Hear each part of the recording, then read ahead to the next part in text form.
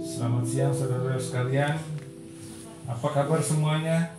Semoga selalu dalam sehat walafiat. Hari ini saya Agus Sahari akan memulai perkuliahan sejarah desain. Mohon saudara-saudara dapat menyimak dengan baik, dan kalau perlu saudara mencatat dan istilahnya mencari buku-buku referensi untuk menunjang perkuliahan ini secara lengkap. Selamat berkuliah dan selamat menyimak. Terima kasih. Kita menginjak pembahasan revolusi industri yang berkaitan dengan desain. Oke.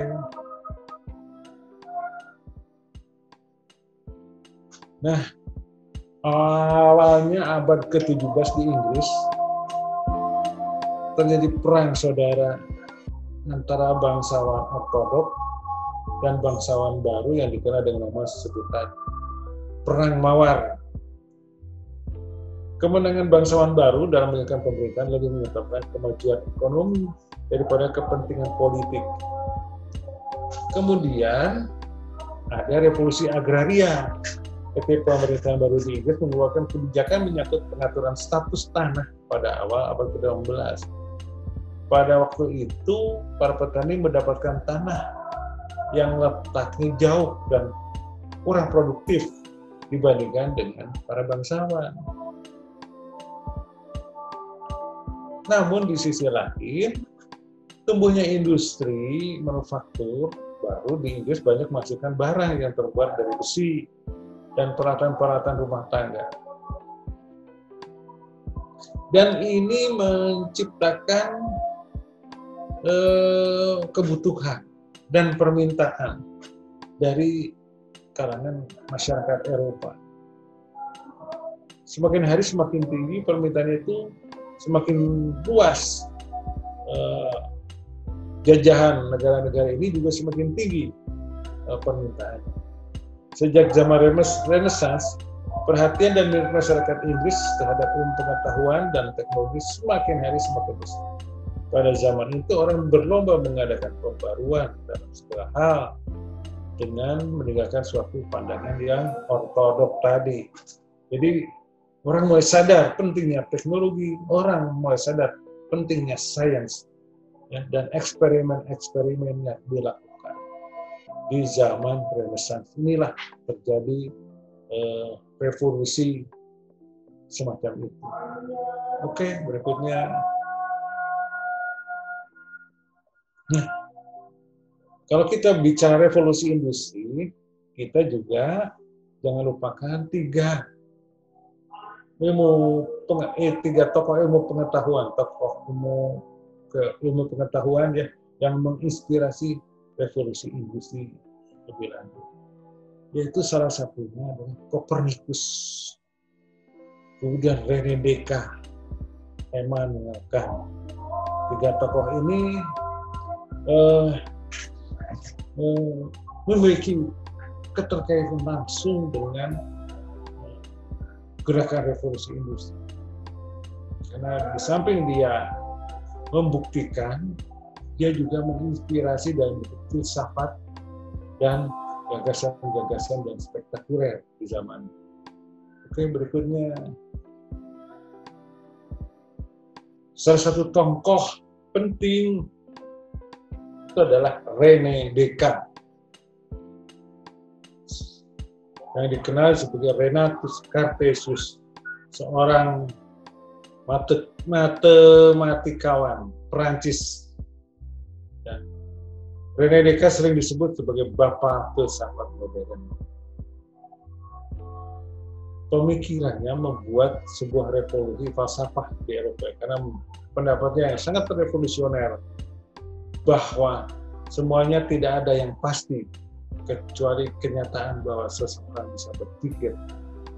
Dan kalimatnya yang inti dan merubah dunia itu adalah cogito ergo sum. Atau artinya aku berpikir maka aku ada. Oke, selanjutnya. Nah, tokoh lain yang berpenting peranannya dalam revolusi industri yaitu Nikola Copernicus, seorang astronom atau matematikawan dan ekonom berkebangsaan Polandia yang mengembangkan teori heliocentrisme, yaitu matahari sebagai pusat tata surya. Coba bayangkan, dia adalah orang yang merubah pola berpikir bahwa bumi itu datar atau bahwa bumi itu adalah pusat semesta. Dia menjungkir balikan teori geosentris yang menempatkan bumi sebagai pusat alam semesta. Ya, yang dianggap sebagai salah satu penemuan yang terpilih sepanjang masa dan merupakan titik mula fundamental bagi astronomi modern dan sains modern. Teorinya ini menimbulkan revolusi ilmiah di zaman. Jadi salah satu yang beranggapan bahwa matahari adalah pusat dari tata surya adalah Nikola Copernicus. Berikutnya. Nah, tokoh yang lainnya itu adalah Immanuel Kant. Immanuel Kant itu adalah seorang filsuf Jerman yang karya yang terpenting adalah kritik der reine Vernunft. Ia membatasi pengetahuan manusia, atau dengan kata lain, apa yang bisa diketahui manusia itu hanya melalui 3 pertanyaan. Apa yang bisa aku ketahui? Apakah yang harus kulakukan? Apakah yang bisa kuharapkan? Ya. Jadi pertanyaan ini dijawab berikut. Apa yang bisa diketahui manusia hanyalah yang dipersepsi dengan panca indera. Selain daripada itu merupakan ilusi atau hanya ide. Semua yang harus dilakukan manusia harus bisa diangkat menjadi sebuah peraturan umum. Hal ini disebut sebagai istilah imperatif kategoris. Nah, ini gagasan 3 tokoh inilah yang kemudian menginspirasi banyak orang, banyak pihak untuk secara bertahap melakukan evolusi dalam berbagai hal. Oke, berikutnya. Nah, situasi pada zaman itu, abad ke-7, ke-18 ya, ada satu gerakan periode gerakan sosial radikal itu di Prancis yang memiliki dampak terhadap sejarah Prancis dan Eropa keseluruhan.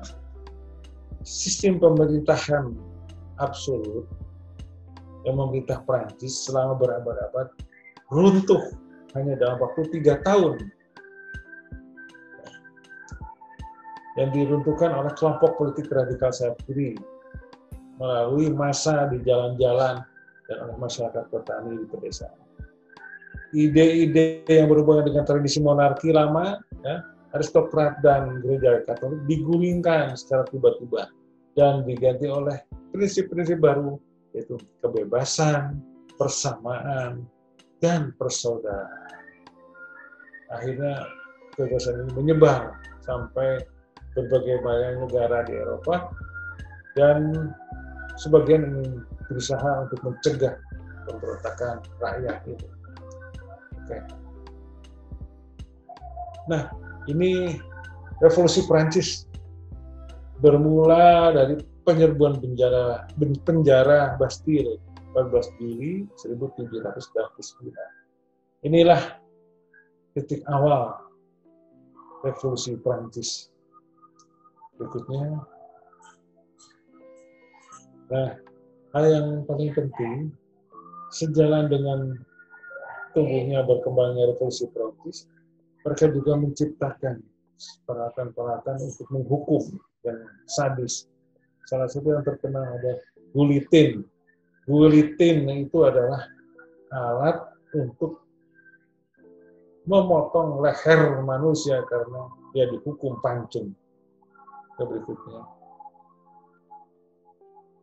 Nah, tokoh yang penting dari revolusi Prancis itu adalah Napoleon Bonaparte, lahir di Casa Bonaparte ya, tahun 1769, dan dia sebagai seorang tokoh yang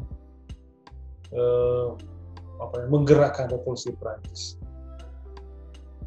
dan dia bergerak ketika berusia 26 tahun, dan dia mengikuti sejumlah peperangan, di antaranya adalah melawan Austria dan Prusia. Oke, berikutnya. Nah, setelah revolusi Prancis yang dipimpin oleh Napoleon Bonaparte tadi, antara tahun 1750-an terjadi perubahan besar-besaran di bidang pertanian, manufaktur, pertambangan, dan transportasi, dan teknologi yang memiliki dampak terhadap kondisi sosial ekonomi masyarakat, terutama setelah ditemukannya mesin uap. Sedangkan awal istilah pengguna revolusi industri ditemukan dalam surat seorang utusan Prancis bernama Louis Guillaume Otto pada 6 Juli 1799 yang menuliskan bahwa Prancis telah memasuki era industrialisasi yang dimulai dari Britania Raya dan menyebar ke seluruh Eropa, Amerika Utara, Jepang, akhirnya ke seluruh dunia. Revolusi industri menandai terjadinya titik balik besar dalam sejarah dunia. Hampir setiap aspek kehidupan sehari-hari dipengaruhi oleh revolusi industri dan meningkatkan pendapatan per kapita negara-negara di dunia lebih dari 6 kali. Oke, berikutnya. Ini tokoh penting dalam revolusi industri, penemu mesin uap, James Watt. Ya, James Watt, orang Skotlandia. Oke, berikutnya. Ini adalah mesin uap pertama, James Watt, yang memicu lebih luas revolusi industri di berbagai belahan dunia. Hanya bentuknya semacam ini bisa memicu revolusi yang luar biasa di kemudian hari. Oke, berikutnya. Nah, kita bisa melihat bayangan bahwa sebelum revolusi industri, sebelum ada namanya mesin uap James Watt, orang setiap hari hanya santai, bekerja dengan seadanya, ya. Oke, berikutnya. Nih, pada waktu itu sebelum ada revolusi industri, manusia bekerja menggantikan binatang. Di pertambangan mereka dipekerjakan seperti hanya lihat pada gambar. Tapi kemudian setelah adanya mesin uap, ya, secara bertahap tugas manusia itu diambil alih oleh mesin. Oke, selanjutnya. Nah, ini para pekerja yang di kalangan industri yang bekerja di kalangan industri sebelum revolusi industri. Mereka bekerja dengan tangan mereka pada cuaca dingin. Di lorong-lorong mereka bekerja karena menambang batu bara dan biji besi. Ke berikutnya. Nah, ini banyak mempekerjakan pekerja anak, ya. Nah, walaupun sudah ada penemuan mesin-mesin uap, ya, dan sebagainya itu, buruh itu juga semakin hari tidak perlu skill lagi. Mereka hanya butuh untuk membersihkan mesin, membersih lingkungan, dan mereka hanya jadi operator mesin-mesin. Mereka cukup mempekerjakan buruh-buruh anak. Oke, berikutnya. Nah, ini kawasan pabrik di Inggris. Hampir di semua rumah selalu ada cerobong asap yang mengerjakan produk-produk tertentu untuk dikirim ke beberapa negara atau dikirim ke pusat perakitan. Berikutnya,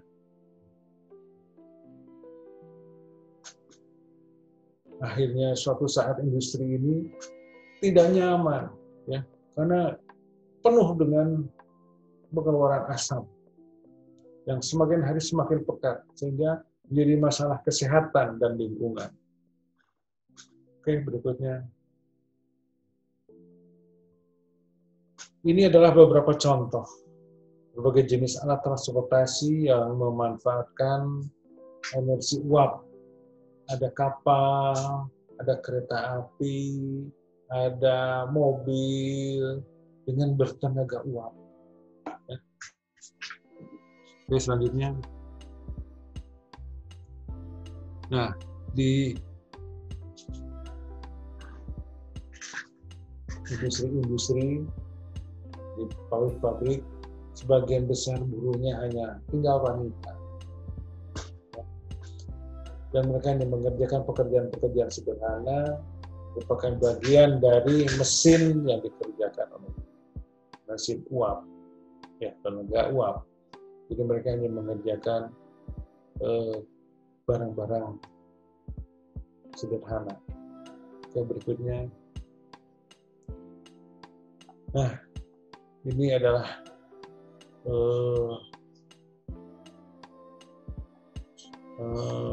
satu gambaran bagaimana pabrik hanya digerakkan oleh tenaga uap. Tenaga manusia secara bertahap mulai berkurang, ya, karena semua digantikan oleh mesin berbahan baku batu bara untuk menggerakkan energi uap.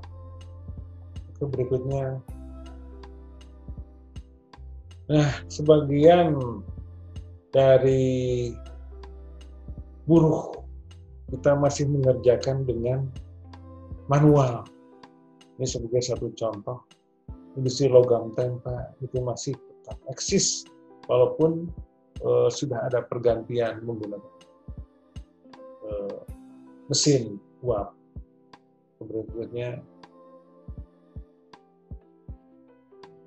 ini Stone Boss dengan tenaga mesin uap pertama kali dibuat untuk membuat jalan-jalan di kota-kota besar. Selanjutnya, ini adalah kereta bermesin uap pertama. Jadi kalau kita lihat kereta api yang sekarang, awalnya jenis kereta api itu semacam ini. Jadi sederhana, roda dilengkapi dengan mesin uap. Berikutnya,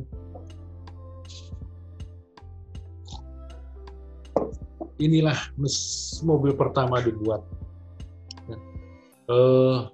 dengan mesin uap, ya, istilahnya mobil bermesin uap sederhana. Dan pada awal abad ke-18 mobil jenis ini mulai berkeliaran di jalan-jalan raya. Yang berikutnya, ini yang paling legendaris adalah adanya kereta api dengan mesin uap, dan dia bisa menarik sejumlah penumpang, sejumlah gerbong yang penuh dengan manusia dan barang. Berikutnya. Nah, paralel dengan itu juga yang tidak kalah pentingnya ditemukannya mesin cetak pertama. Jadi kalau sebelumnya membuat buku atau membuat poster itu harus dibikin satu persatu, sekarang dengan adanya mesin uap, mesin cetak, maka hal itu bisa dipermudah dengan mencetak bisa sekaligus operasional, bisa 100, bisa 200 dengan cepat, bisa berjumlah banyak. Berikutnya. Nah, karena industri semakin hari semakin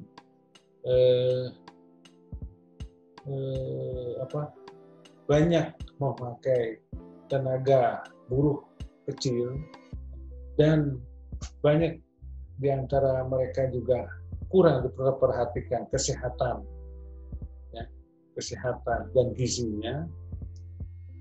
Ada sekelompok orang yang melakukan kampanye agar membatasi kerja di lingkungan industri. Oke, berikutnya. Nah, sudah mulai ada pameran-pameran industri, tapi juga sudah ada upaya bahwa kita harus memakai produk dalam negeri. Karena kita membuat ini tidak mudah dan butuh biaya yang besar. Oke, berikutnya. Nah, ini dua buah produk yang dihasilkan di era revolusi industri. Ada mesin tik, ada beker, jam, meja. Berikutnya. Nah, gaya rumah atau tipe rumah pada zaman itu mengikuti juga suasana pabrikan atau suasana industri yang tumbuh di sekitar. Bentuknya sekarang tidak lagi penuh dengan ornamen, penuh dengan ragam hias. Bentuknya lebih sederhana, cukup kotak-kotak, asal dia bisa berfungsi dengan baik. Oke, berikutnya. Nah, kita akhirnya berpikir, revolusi industri yang luar biasa. Dia melahirkan sejumlah peralatan, sebuah kumpulan produk-produk yang dibuat secara mekanistis melalui revolusi industri tadi. Berikutnya. Nah, ini peralatan. Demikian banyak, hampir semua peralatan itu dibuat secara permesinan. Semua bisa dikerjakan, semua bisa diselesaikan dengan kerjasama dengan industri. Oke, selanjutnya. Nah, suatu saat kita sampai pada puncaknya, bahwa para pekerjaan itu tidak pantas terjadi di industri. Sebagian besar ibu-ibu memprotes. Akhirnya tumbuh menjadi gerakan sosial yang memprotes revolusi industri pada tahun 1848. Oke, berikutnya. Nah, situasi sejak terjadinya revolusi industri, hanya sedikit pekerjaan yang memiliki keahlian. Anak-anak ikut bekerja. Serba mekanis, berkembang industri dengan alat mesin dan senjata. Sebagian besar barang hanya menekankan pada fungsi teknis. Para pengrajin kerajaan mulai tersisih peran. Peralatan yang dibuat oleh tangan dan dapat diproduksi, akhirnya dapat diproduksi oleh mesin. Nah, akhirnya di sini apa yang kita kerjakan sebelumnya kita kerjakan dengan akhirnya desain oleh mesin. Dan akhirnya mesin lah yang bisa membuat alat itu. Oke, berikutnya. Ini referensi yang bisa dipakai. Terus, ya sekian.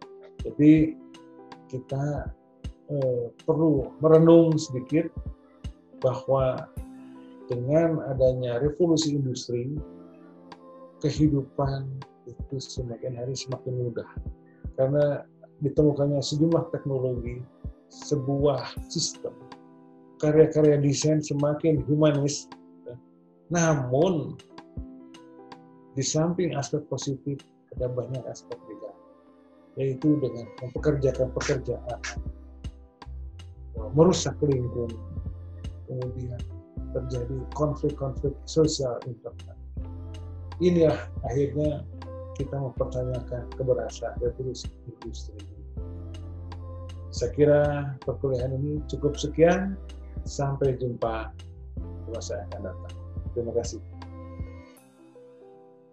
Oke, setelah Anda mengikuti perkuliahan daring sejarah desain, apa yang Anda peroleh dalam mengamati materi tersebut? Apakah Anda memperoleh wawasan baru? Apakah Anda bisa mengamati perubahan-perubahan yang terjadi? Apakah ada manfaatnya buat pengembangan desain yang Anda akan lakukan di masa yang akan datang? Jika ada pertanyaan atau hal-hal yang belum jelas mengenai materi perkuliahan, silakan Anda mengirim pertanyaan itu melalui WA ataupun MS Teams ataupun Facebook, dan saudara selalu bersemangat. Sampai jumpa pada perkuliahan berikutnya. Terima kasih.